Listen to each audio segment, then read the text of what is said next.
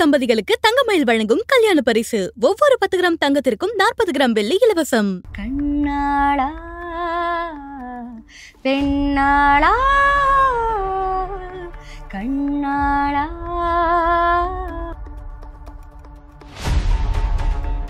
நிலையா நில்லாது நினைவில் வரும் நெஞ்சங்கள் காதல் கனவின் அழகா பாடுங்க. அந்த ரெஜிஸ்டர் அவங்க பாடும்போது ரொம்ப பிடிச்சிருந்தது. ஓகே, சின்மையா மேம் சொல்லவே வேண்டாம், வேற மாதிரிங்க. மையா மையாலாம் பாடினவங்க அவங்க. எத்தனை வருஷம் இண்டஸ்ட்ரியில இருந்தாலும், எவ்வளோ காம்படிஷன் எல்லாம் வந்தாலும், அந்த ஒரு அழகா ஒண்ணு பண்ணி அப்படி போய் அந்த சார்ட்ல அப்படி நிப்பாட்டுறதுன்றது தான் ரஹ்மான். சின்மை பாடுறது கேட்கும் போது பயங்கரமா இருந்தது. பட் நான் நினைச்சேன் சரி வைரல் ஆச்சுல, அதுக்கப்புறமாச்சு வச்சிருவாங்க, சரி டெசிஷனை மாத்திருவாங்க அப்படின்னு. இப்போ இதோட பெரிய தாக்கம் தான் சின்மை நடந்திருக்கு. விகடன் வியூவர்ஸ்க்கு விஜனிலோட ஒரு பெரிய ஹாய். இன்னைக்கு நம்ம யாரை மீட் பண்ண போறோம் அப்படின்னு சொல்லி பார்த்தோம்னா, இவங்களுடைய குரல்ல வந்து நம்ம பல பாடல்கள் வந்து கேட்டிருப்போம். 15 வருஷமா ஒரு சிங்கராகவும் சரி நடிகையாகவும் சரி பல பரிமாணங்கள் எடுத்து இன்னும் அவங்க வந்து அதை தக்க வச்சுட்டே இருக்காங்க. அவங்கள வந்து இன்னும் மெருகேத்திட்டே இருக்காங்க அப்படின்னே சொல்லலாம். அண்ட் இப்போ முத்தமழை பாட்டு மூலமா எல்லாருமே இவங்களை வந்து அவ்வளோ செலிப்ரேட் பண்றாங்க. It's none other than super singer fame Soundarya with us. எப்படி இருக்கீங்க? Hello, hi Nila. நல்லா இருக்கேன், நீங்க எப்படி இருக்கீங்க? நான் ரொம்ப நல்லா இருக்கேன். அண்ட் நான் சொன்ன மாதிரி முத்தமழை எங்க திரும்பினாலும் அப்படி ஒரு வைரல். அண்ட் உங்களுடைய போட்டோ போட்டு எனக்கு இவங்க பாடுறது வந்து அவ்வளவு ரசிக்கிறேன் நான் அப்படின்லாம் போடுறாங்க. எது பாத்தீங்களா? ஐடியாவே கிடையாது சுத்தமா. ஃபர்ஸ்ட் ஆஃப் ஆல் ரொம்ப ஹாப்பி சின்மயி மேம்க்கு வந்து இவ்வளோ பியூட்டிஃபுல்லான ஒரு பாடல் கரெக்டான சமயத்தில் அமைஞ்சது வந்து ரொம்ப ரொம்ப ரொம்ப அழகான ஒரு விஷயம். இது வந்து இங்கிலீஷ்ல பர்சனல் வின் அப்படின்னு சொல்லுவாங்க, அப்படிதான் இருக்கு எனக்கு. ஸோ அப்பார்ட் ஃப்ரம் தட், ஐ மீன் அதை தாண்டி அன்னைக்கு நாங்க வந்து அதெல்லாம் எதிர்பார்க்கல. இப்போ ஒரு சார் டீம்லேருந்து கால் பண்ணி பர்ஃபார்ம் பண்றதுக்கு கூப்பிடும்போது எப்படி போவோமோ அப்படிதான் போனோம். பட் இது இந்த அளவுக்கு பெருசாகும், எங்களெல்லாம் வேற தனியா போட்டோ போட்டு கவிதையெல்லாம் எழுதுவாங்க தெரியாது. நல்ல விஷயம் தான். அந்த வந்து கவிதை வந்து ஃபர்ஸ்ட் பார்க்கும்போது எப்படி இருந்துச்சு? எனக்கு ஃபர்ஸ்ட் ஆஃப் ஆல் எதுக்கு அப்படி இருந்தது, நாங்க ஒண்ணுமே பண்ணலையே பெருசா. ஐ மீன் அஃப்கோர்ஸ் கான்ட்ரிபியூட் பண்ணதெல்லாம் ஓகே தான், பட் இவ்வளோ இதுக்கு முன்னாடி நிறைய ஆடியோ லான்ச்லயே பாடியிருக்கோம், இந்த அளவுக்கெல்லாம் நோட்டீஸ் பண்ணதில்லை. ஸோ மேபி இது இப்போ இப்படிதான் சோஷியல் மீடியால அப்படிதான் இருக்குங்கிறதுனால எல்லாரையும் கரெக்டா கவனிச்சு, எப்படி இந்த ஐபிஎல்ல யாராவது ஒருத்தர் சியர் பண்றவங்களை வந்து கண்டுபிடிச்சு அந்த மாதிரி எங்களை பாக்குறாங்கன்னு தான் எனக்கு தோணுச்சு. பட் சந்தோஷமா தான் இருந்தது. ஓகே. அண்ட் வந்து எனக்கு தெரிஞ்சு வைரல் ஆயிட்டே இருக்க சமயத்துல வந்து லைக் வந்து முந்தா நாள் பார்க்கும்போது 8வது பிளேஸ் இருந்தது, நேத்து பார்த்தா இப்போ பார்த்தா ஒரு 4th பிளேஸ்ல. எனக்கு தெரிஞ்சு அப்ப இப்ப நம்ம பேசிட்டு இருக்க டைம்ல அப்படியே டாப் 1 தூக்கி போயிட்டே இருக்கும் போல. எப்படி அந்த ஒரு ஃபீலே இருக்கும்ல, நம்ம பாடும்போது ஓகே எப்படி இருக்கும் அப்படின்லாம் தெரியாது, பட் ஆனா அந்த ஒரு ஃபீல் முடிச்சதுக்கு அப்புறமா அண்ட் இப்போ அதோட சக்சஸ் பார்க்கும்போது. ஆக்சுவலி நாங்க அன்னைக்குதான் வந்து சின்மயி மேமோட வெர்ஷன் கேட்கிறோம், பெர்ஃபார்ம் பண்ற அன்னைக்கு. முன்னாடி நாங்க அதை கேட்கல, நாங்க விதியோட வெர்ஷன் தான் கேட்டிருந்தோம். ஓகே. சோ அன்னைக்கு நாங்க கேட்கும் போது ரிஹர்ஸ் பண்ணுவாங்கல்ல, அப்பதான் நாங்க கேட்கிறோம். ஓகே. வாவ், இது என்ன பயங்கரமா இருக்கு அப்படின்னு இருந்தது. ஓகே. அதுவும் ரஹ்மான் சார் கிட்ட இருந்து இப்படி ஒரு பாட்டுங்கிறது வந்து அவர் ஒரு கல்ட் இல்லைங்க. ஸோ இது வந்து கல்ட் கிளாசிக்ல சேரக்கூடிய ஒரு பாட்டு. ஸோ நாங்க அங்க பெர்ஃபார்ம் பண்ணும் போதே இவ்வளோ ஆகும்னு கண்டிப்பா யாராலையுமே யூகிக்க முடியாது, பட் ஓரளவு புரிஞ்சிருச்சு இது ஏதோ பண்ண போகுது இந்த பாட்டு. அதே மாதிரிதான் நடந்திருக்கு. அண்ட் சாருக்கு வந்து அதான் சொல்றேனே, எத்தனை வருஷம் இண்டஸ்ட்ரியில இருந்தாலும், எவ்வளோ காம்படிஷன் எல்லாம் வந்தாலும், அந்த ஒரு அழகா ஒண்ணு பண்ணி அப்படி போய் அந்த சார்ட்ல அப்படி நிப்பாட்டுறதுன்றது தான் ரஹ்மான் சார். அடடா. அண்ட் வந்து முத்தமழை பாட்டு நம்ம பார்த்தாலே ஏகப்பட்ட விஷயங்கள் வந்து கொஞ்சம் அப்படியே வந்து டிரான்ஸ், சூஃபி, அப்புறம் என்ன நிறைய விஷயங்கள் வந்து அப்படியே எல்லாத்தையும் கலந்துருப்பீங்கல்ல. அது கேட்கும் போது எங்களுக்கே வந்து எப்படிடா அப்படின்ற ஒரு பிளாஸ்ட் ஆச்சு மைண்டு. பெர்ஃபார்ம் பண்ணும்போது அது எப்படி இருந்தது? அதே தாங்க எங்களுக்கு. இப்போ எங்களுக்கு கான்சென்ட்ரேஷன் கரெக்டா பாடிடணும் அதுல ஒண்ணு இருந்தது. ஏன்னா நடுவில் நிறைய இருக்கு, அதனால அதை கரெக்டா நம்ம பாடிடணும் அப்படின்னு சொல்லிட்டு கான்சென்ட்ரேஷன் இருந்தது. பட் எல்லாரும் வந்ததுக்கு அப்புறம் அவங்க முன்னாடி பெர்ஃபார்ம் பண்ணும்போது ஒரு ஒரு ரஷ்ன்னு சொல்லுவோம்ல, அது அப்படியே எனக்கு கூஸ் பம்ப்ஸ்ல அது சின்மை பாடுறது கேட்கும் போது பயங்கரமா இருந்தது. அண்ட் நிறைய இப்பெல்லாம் வந்து நம்ம கான்செப்ட் சார் வேற கரெக்டா நோட்டீஸ் பண்ணுவாரு.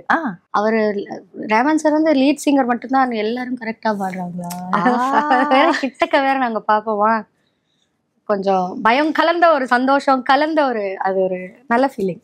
இவ்வளோ விஷயங்கள் வந்து முத்தமலை நோக்கி போயிட்டு இருக்கேன், இவ்வளோ செலிப்ரேஷன்ஸ் அண்ட் படத்துலயும் எல்லாரும் வந்து ரொம்ப ஆவலை எதிர்பார்த்துட்டு இருந்தோம். பட் ஆனால் படத்துல இல்லை அப்படிங்கிற ஒரு விஷயம் வந்து பார்க்குற எங்களுக்கு கஷ்டமா இருந்தது. பட் அது அது தெரியுமா உங்களுக்கு முன்னாடியே? ஐயோ எப்படி இவ்வளோ ஃபீல் பண்ணி அந்த ஆடியோ லான்ச்ல முடிஞ்ச பிறகு இவ்வளோ கதறோம்ல நாங்களாம் டிஸ்கஸ் பண்ணுவோம்ல, அப்போ எங்களுக்கும் தெரியும்ல இது இருக்காதுன்னு லைட்டா தெரியும். ஓகே. பட் நான் நினைச்சேன் சரி வைரல் ஆச்சுல அதுக்கப்புறமாச்சு வச்சிருவாங்க, சரி டெசிஷனை மாத்திருவாங்க அப்படின்னு நினைச்சேன். பார்த்து மாத்தல. ஓகே சரி ஓகே சரி இந்த சாங்குக்குன்னு ஸ்பெஷலா ஏதோ பண்ண போறாங்க அப்படின்னு நினைச்சிட்டோம். அவ்வளவுதான் அவ்வளோதான். ஓகே. ஆனா எனக்கு தெரிஞ்சு எங்களுக்கு தெரியாது பாட்டு வராது அப்படின்ட்டு. ஆனா நாங்க இவ்வளோ கதறோம், உங்களுக்கு தெரியும் நாங்க கதறதெல்லாம் பாக்குறீங்க அப்படின்னும் போது மைண்ட் செட்ல வந்து ஓடி இருக்கும்ல, இவ்வளவு வேணாலும் நீங்க பண்ணுங்க வராது அங்க அப்படின்ற ஒரு ஃபீல் இருக்கும்ல. அப்போ நடுவுல இந்த ரொம்ப டிஸ்கஷன் வரும்போது நான் என் கூட பாடின அப்பர்னான்னு ஒரு பொண்ணு, அவங்க கிட்ட நான் சொன்னேன் இதுக்கே அவங்க இவ்வளவு கதறாங்களே, இது இப்ப வராதுன்னு தெரிஞ்சா என்ன பண்ணுங்க. ஆக்சுவலி நாங்க பேசணும். ஓகே. அதான் நான் சொன்னேனே, அந்த வைரல் ஆனதுக்கு அப்புறம் கூட ஐ தாட் சரி இது ஒரு வேலை திருப்பி வச்சிடுவாங்க அந்த மாதிரி. எனக்கு கரெக்டா அந்த ஃபைனல் ப்ராசஸ்லாம் என்னன்னு தெரியாது. அண்ட் ஆஃப்டர்வர்ட்ஸ் இப்போ வந்து பாட்டு ரிலீஸ் பண்ணியிருக்காங்க இல்லையா, அண்ட் தி வெர்ஷன்ல ரிலீஸ் பண்றாங்க. அண்ட் நிறைய பேர் எல்லாருமே வந்து சின்மை வெர்ஷன் அப்படின்னு இந்த ஒரு சண்டை நடந்துகிட்டே இருக்குல்ல. ஒரு பர்சனல் ஃபேவரட்டா உங்களுக்கு அந்த மாதிரி? ஐ திங்க் அந்த வந்த புதுசுல ஒரு ரொம்ப அது ஒரு ரொம்ப இருந்துச்சு. இப்போ அவ்வளவா இல்லை. எனக்கு ஆக்சுவலி ரொம்ப சந்தோஷம். ஏன்னா எனக்கு இந்த வெர்ஷனும் ரொம்ப பிடிக்கும், எனக்கு அந்த வெர்ஷனும் ரொம்ப பிடிக்கும். ஏன்னா இந்த வெர்ஷன்ல சில விஷயங்கள் எனக்கு பிடிக்கும், அந்த வெர்ஷன்ல சில விஷயங்கள். ஃபர்ஸ்ட் ஆஃப் ஆல் கம்பேரிசனே கிடையாதுங்க. தி குழந்தைங்க அவ வந்து சச் அ ஸ்வீட் கேர்ள், ரொம்ப அழகா பாடியிருக்காங்க. சின்மை அவங்களோட எக்ஸ்பீரியன்ஸ் அந்த ரெண்டிஷன்ல தெரியுது, அந்த ஒரு புரிதல் அந்த ரெண்டிஷன்ல தெரியுது. இவங்களுக்கு அந்த வயசுக்கு அவங்களுக்கு அதை எவ்வளவு அழகா புரிஞ்சு பாட முடியுமோ. அண்ட் அந்த சூஃபி எலிமெண்ட் வந்து ஆக்சுவலி எனக்கு தீயோட வாய்ஸ்ல ரொம்ப பிடிச்சிருந்துச்சு. எஸ்பெஷலி இந்த காதல் கனவினில் காதல் கீழே பாடும் போதெல்லாம் எனக்கு ரொம்ப அந்த ரெஜிஸ்டர் அவங்க பாடும்போது ரொம்ப பிடிச்சிருந்தது. ஓகே. சின்மையை மேம் சொல்லவே வேண்டாம், அவங்க வேற மாதிரிங்க. மையாலாம் பாடினவங்கங்க அவங்க, யோசிச்சு பாருங்க. அதெல்லாம் வந்து இப்போ வரைக்கும் காம்படிஷன்ல ஒன் ஆஃப் த டஃபஸ்ட் சாங்ஸ்னு எல்லாரும் எடுத்து பாடுற ஒரு பாட்டு. காம்படிஷன்லேருந்து வந்ததுனால பெர்ஃபார்ம் பண்ணிட்டு இருக்கிறதுனால நான் சொல்றேன். அதெல்லாம் ஆல்வேஸ் அது எவர் கிரீனா இருக்கக்கூடிய பாட்டு. அந்த பாட்டே அவங்க பயங்கரமா ஏஸ் பண்ண சின்மை. ஸோ இதெல்லாம் வந்து இவங்க ரெண்டு பேரும் இப்படிலாம் கம்பேர் பண்ணாங்க. ஓகே. அண்ட் இவ்வளோ வந்து நம்ம வந்து முத்தமழை பத்தி பேசிட்டு பாடலன்னா எப்படி எப்படி முத்தமழை இங்க கொட்டி தீராதோ, முல்லை இரவுகள் பத்தேறியாதோ, சரோதம் மாரோதம் தம் இங்கு உந்தன் கையில் சொர்க்கம், பொல்லாயிரவோ சொல்லாரவோ, இல்லா ஒருவனை வேண்டி எங்கும் உசுரோ, கண்ணாளா பெண்ணாளா கண்ணாளா, இன்னும் வரும் எந்தன் கதை எந்தன் கதை, இன்னும் வரும் எந்தன் கதை. பியூட்டிஃபுல். அண்ட் 15 years இந்த இண்டஸ்ட்ரி அப்படின்னு சொல்லும்போது எனக்கு கேட்கும்போது ஐயோ நம்ம இவ்வளோ வருஷமாவா பார்த்துட்டு இருக்கோம் அப்படின்ற ஒரு ஃபீல் இருக்குல்ல. அந்த ஒரு 15 years ஆஃப் ஜேர்னி பின்னாடி திரும்பி பார்க்கும்போது சூப்பர் சிங்கரில் ஆரம்பிச்சு இவ்வளோ வருஷங்கள் அண்ட் இவ்வளோ இண்டஸ்ட்ரியில் அப்படின்னும் போது அந்த ஒரு ஜேர்னி எப்படி இருக்கு? என்னாலே நம்ப முடியல ஆக்சுவலி. இது ஃபுல் டைமாக நம்ம ஒரு மியூசிஷியனாக வந்து அதை ஒரு வேலையாக எடுத்து போன்றதும் எனக்கு தெரியாது. நான் நடுவில் ஒரு பேங்க்ல வேற வேலை பார்த்தேன். ஸோ அந்த மாதிரி டெசிஷன்லாம் எடுத்துட்டு திரும்பி ஒரு நம்பிக்கையோட ரிட்டர்ன் வந்து ஃபுல் டைமாக என்னோட அந்த பாட்டை கான்சென்ட்ரேட் பண்ணணும், இதை நம்பி இறங்கணும் அப்படின்னு அந்த கான்ஃபிடென்ஸ் வந்து எனக்கு கிடைச்சது வந்து சூப்பர் சிங்கர்னால தான். ஸோ அந்த மேடை ஏற்படுத்தி கொடுத்த அந்த அனுபவம், அந்த ஒரு என்ன சொல்கிறது, மக்களுக்கு மத்தியில் கிடைச்ச அந்த ஒரு பாப்புலாரிட்டி, அதெல்லாம் வச்சு தான் அத்தனை வருஷம் பண்ணிக்க முடிஞ்சது. அண்ட் இப்போது ஆப்வியஸ்லி ஆரம்பித்த டயத்தில் ரொம்ப ஆர்கானிக் இல்ல எங்களோட பாப்புலாரிட்டி. இப்போ வந்து நாங்க ரீல் மட்டும் பண்ணி ஃபேமஸ் ஆகிறது கிடையாது. அப்போ அப்படி இல்லை, நிஜமாவே நேர்ல பார்த்தவங்களை மீட் பண்ணும்போது தான் நிஜமாவே இவங்க இதெல்லாம் பார்த்துருக்காங்களான்னு இப்போ அப்போவே இன்ஸ்டண்டா ஒரு பூஸ்ட் இல்லை, ஒரு கிராட்டிஃபிகேஷன் கிடைச்சிருது. அதாவது எப்படின்னா இன்னைக்கு பாட்டு போட்டால் இன்னைக்கே மக்கள் சூப்பராக இருக்குன்னு சொல்லிடுறாங்க, அதனால ஒரு கான்ஃபிடன்ஸ் வருது. ஆனால் அன்னைக்கு அப்படி கிடையாது. 2010, 2011, 12 நாங்கள் பாடுவோம், வெளியில வந்து மக்களுக்கு நாங்கள் மீட் பண்ணும்போது தான் தெரியும் நிஜமாவே அவங்களுக்கு நம்மளுக்கு எவ்வளோ பிடிச்சிருக்கு. எல்லாம் ஓட்டிங் வரும்போது தெரியும். அது வரைக்கும் எங்களுக்கு தெரியாது. இப்போ உடனே தெரிஞ்சுக்கலாம் பிடிச்சிருக்கா பிடிக்கலையா, நம்ம திட்டுறாங்களா திட்டலையா, அதெல்லாம். ஸோ பயங்கரமான ஜேர்னி, ரொம்ப சந்தோஷமா இருக்கு, ரொம்ப நல்ல டெசிஷன், எந்த ரிக்ரெட்ஸுமே இல்லை. அண்ட் பின்னாடி திரும்பி பார்க்கும்போது ஒரு பர்டிகுலர் மொமெண்ட் வந்துட்டு உங்களுக்கு அப்படியே ரொம்ப மெமரபுளாக இருக்கும்ல.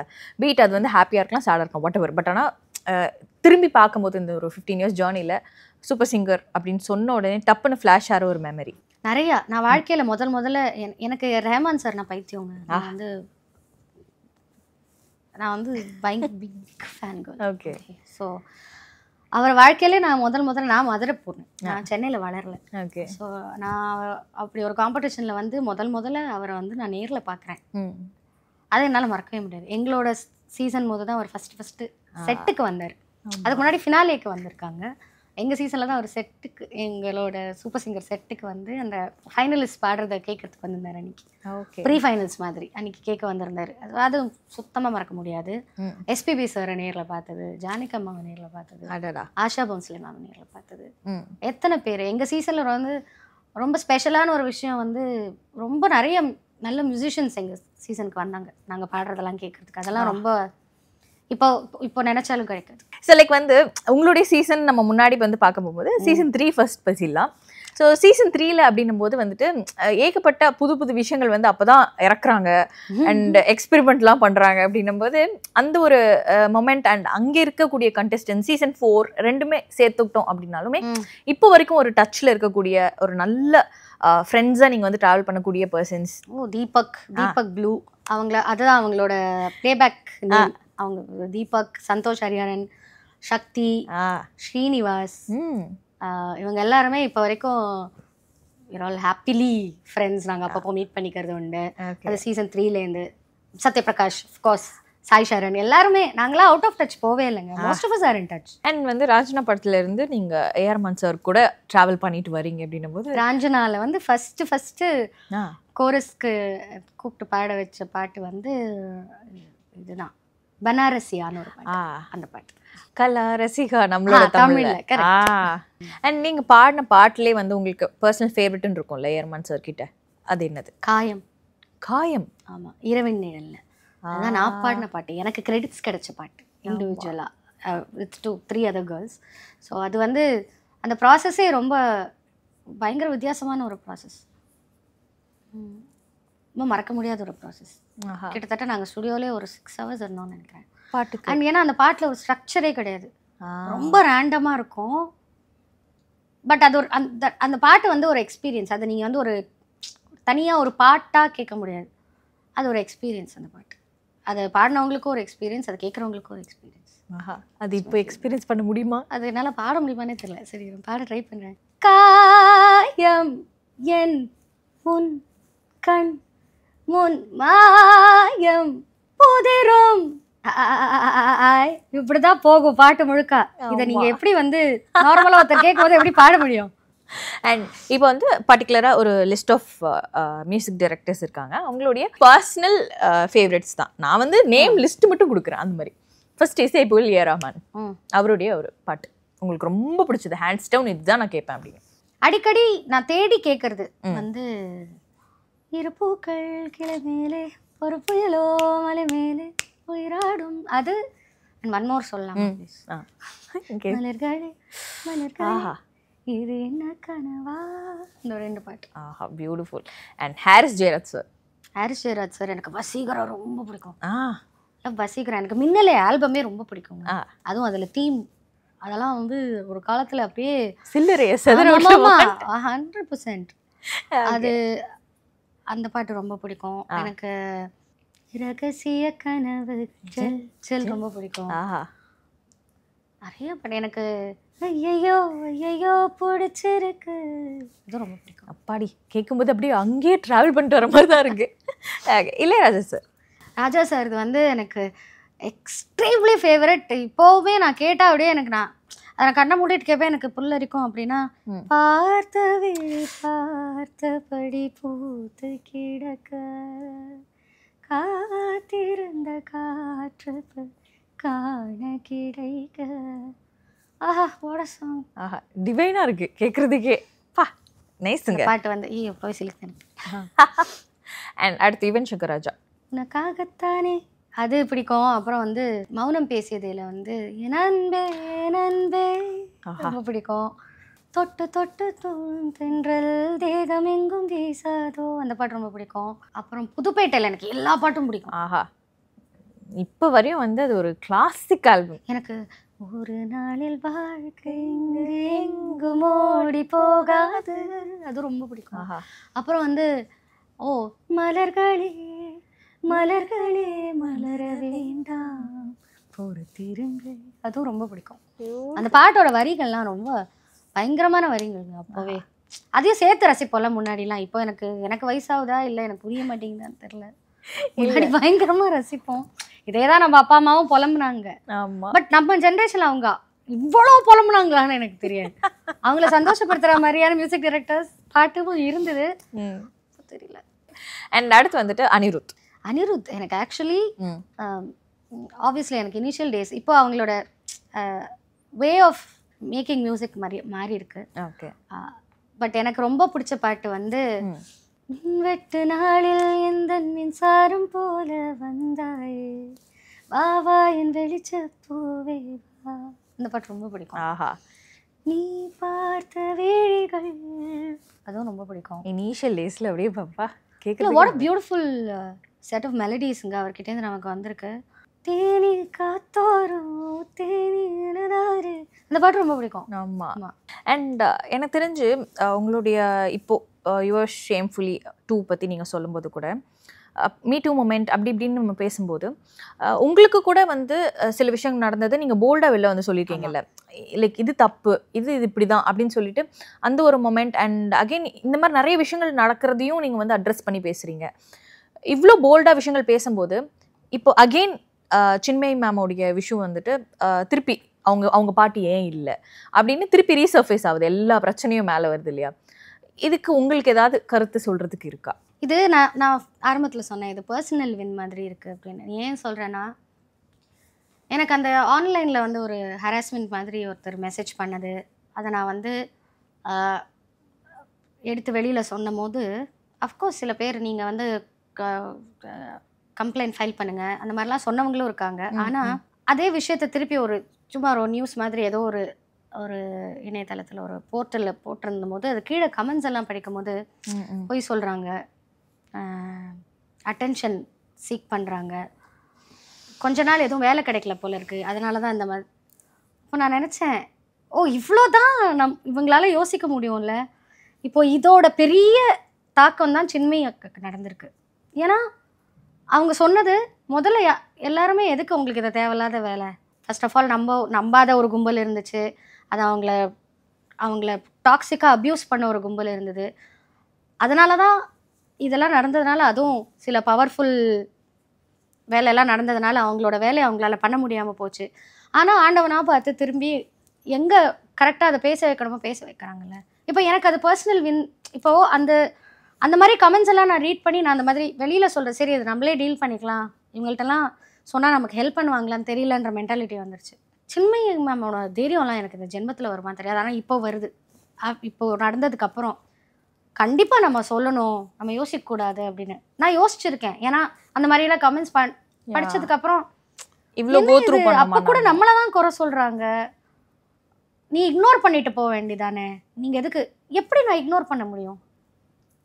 ஆன்லைனில் நடக்குது, வேறு எதுவும் உங்களுக்கு நேரில் நடக்கலைங்கிறதுக்காக எனக்கு நடக்கலைன்னு நீங்கள் சொல்ல முடியாதுல்ல. ஸோ அப்போ நான் கொஞ்சம் நிறுத்தியிருந்தேன் இந்த மாதிரி வெளியில் சொல்கிறது. ஆனால் இப்போது எல்லாரும் திருப்பி ஏன் அவங்களுக்கு இது நடந்திருக்கு, ஏன் சின்மயி மேம் வந்து இவ்வளோ நாள் பேசியிருக்காங்க, விடாத பேசியிருக்காங்க, அண்ட் அதனால் இப்போ அவங்களோட வேல்யூ புரியுது. அண்ட் பேசுறதுனால அவங்களோட டேலண்ட்டுக்கும் அதுக்கும் முடிச்சு போடக்கூடாது, அவங்களோட வேலையை அவங்கள செய்ய விடணும் அப்படிங்கிறது வந்து ஒரு பெரிய ஹோப்புங்க எங்களுக்குலாம். ஸோ அப்பா அம்மா அப்படின்னு சொல்லும்போது இவ்வளோ விஷயங்கள் வந்து நீங்கள் சொல்கிறீங்க இல்லையா, ரெண்டு பேரும் ரெண்டு தனித்தனி விஷயத்தில் வந்து அவ்வளோ அழகாக எஸ்டாப்ளிஷ் ஆகிருக்காங்க. ரெண்டுலேயும் உங்களுக்கும் வந்து எக்ஸ்ப்ளோர் பண்ணணும்னு ஆசை இருக்குது. பட் தனியாக வந்ததுக்கு அப்புறமா இப்போ நீங்கள் வந்து சென்னையிலேருந்து நிறைய வந்து விஷயங்கள் பண்ணிட்டு இருக்கீங்க இல்லையா, உங்களுடைய சம்பளத்தில் ஒரு சின்ன விஷயம் வந்து எனக்கு இது பண்ணணும் அப்படின்னு ஆசை இருக்கு, ஆர் நீங்கள் முன்னாடி பண்ணியிருக்கீங்க அப்படின்ற மாதிரி அப்பா அம்மாக்காக? எனக்கு by god's grace first of all நான் அவங்களுக்கு பண்ண ஒரு பெரிய உதவி, நான் அவங்க கிட்டேருந்து காசு கேட்க மாட்டேன், எதுக்குமே கேட்க மாட்டேன். அந்த அளவுக்கு எனக்கு புத்தி இருக்கு, அகலக்கால் வைக்க மாட்டேன், வேணுங்கிற அளவுக்கு தான் நான் செலவு பண்ணுவேன். ரொம்ப தேவையில்லாத செலவு, சின்ன சின்ன செலவு எனக்கு பண்ணுவேன், அது நம்ம பண்ணாம. பட் ரொம்ப தேவையில்லாம அந்த உலகத்துக்கு காமிச்சுக்கிறதுக்காக சில விஷயங்கள் அதெல்லாம் நான் பண்ண மாட்டேன்.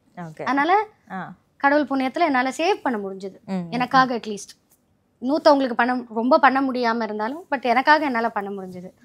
அவங்களுக்கு பெரிய ஹெல்ப்பே நான் எந்த சுமையுமே அவங்க மேல போட்டது கிடையாது. நம்பர் 1. இன்னொன்று வந்து ரீசெண்டா ஒரு 60 இன்ச் டிவி ஒன்று வாங்கி கொடுத்தேன்.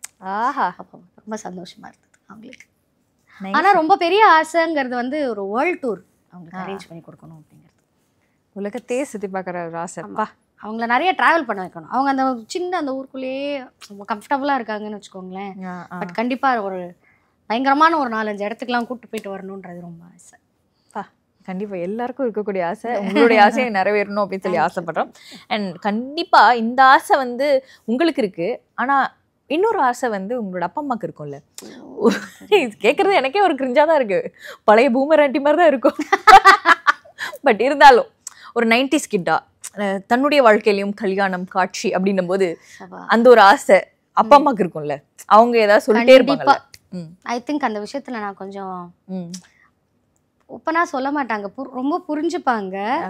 ஏன்னா நான் அவங்களுக்கு ஐ திங்க் நான் டிசப்பாயிண்ட் பண்ணியிருக்கேன். ஏன்னா நான் ரொம்ப நேரத்தை கடத்திட்டே போறேன் டெசிஷன் எடுக்காம. பட் இப்போ இருக்கிற காலகட்டத்தில் வேற யாருக்காகவுமே நான் அந்த டெசிஷன் எடுக்க முடியாது, எனக்காக மட்டும்தான் நான் எடுக்க முடியும். ட்ரூ.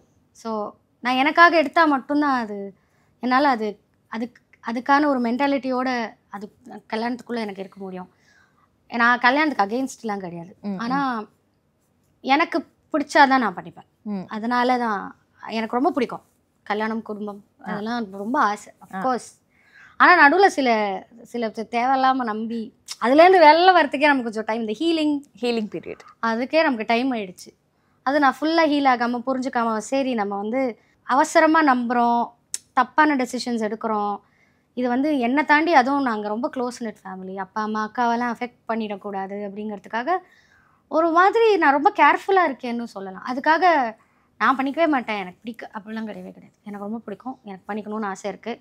ஆனால் நான் கரெக்டான ஆளை மட்டும்தான் பண்ணிப்பேன். அது வரைக்கும் நான் அப்படியே தான் இருப்பேன். அண்ட் வந்து நீங்கள் நினைக்கிற ஒரு வாழ்க்கை அண்ட் நினைக்கிற ஒரு எப்படி கரியர் உச்சம் அப்படின்னே சொல்லலாம். நிறைய விஷயங்கள் வந்து உங்களுக்காக லைக் வெயிட்டிங்கில் இருக்குது. யூனிவர்ஸ் இது வந்து இவ்வளோ நேரம் நம்ம பேசினது வந்து கேட்டிருக்கு. கண்டிப்பாக வந்து உங்களுக்கான விஷயங்கள் உங்களை தேடி கரெக்டான நேரத்தில் கரெக்டான டைமில் எல்லாமே வரும் அப்படின்னு சொல்லிட்டு எங்களுடைய டீம் சார்பாக நாங்கள் வந்து வாழ்த்துக்கிறோம். ரொம்ப ரொம்ப ரொம்ப நன்றி. இவ்வளோ நேரம் பொறுமையாக நிறைய விஷயங்கள் உங்கள் கூட வந்து அப்படியே ட்ராவல் பண்ண மாதிரியே இருந்தது. நிறைய விஷயங்கள் வந்து போல்டாக இதுதான் அவுட் ஓப்பன், இதுதான் நடக்குது அப்படின்ற மாதிரியும் வந்து சொன்னீங்க. இருக்கிறத இருக்குன்னு சொல்கிறதுக்கு ஒரு தனி தைரியம் வேணும். And hats off to that. Thank you so much. Thank you Nila, thank you so much. சலுகை விலையில் சர்வலட்சணம் நிறைந்த சுபமுகூர்த்த கலெக்ஷன்கள். ஜூன் 30ஆம் தேதி வரை தங்கமயில் வழங்கும் கல்யாண பரிசு. நீங்கள் வாங்கும் ஒவ்வொரு 10 கிராம் தங்கத்திற்கும் 40 கிராம் வெள்ளி இலவசம்.